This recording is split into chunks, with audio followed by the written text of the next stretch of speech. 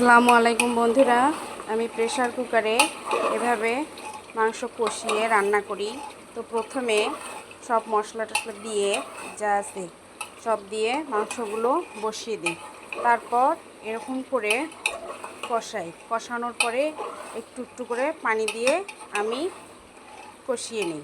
এভাবে 3-4 বার একটু একটু করে পানি দিয়ে কষানো হয়ে গেলে আমি মাংসগুলোর মধ্যে একটু ঝোলের পানি দিয়ে প্রেসার কুকারে ঢাকনা লাগিয়ে দিয়ে একদম 5 থেকে 7 মিনিট হুইসেল দিয়ে নিই।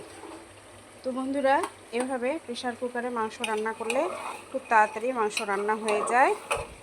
তো খেতে অনেক ভালো লাগে।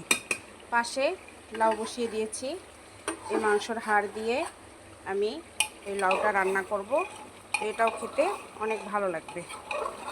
তো বন্ধুরা, আমার ভিডিওটি যদি আপনাদের ভালো লেগে থাকে তো লাইক কমেন্ট শেয়ার দিয়ে পাশে থাকবেন। খুদা হাফেজ।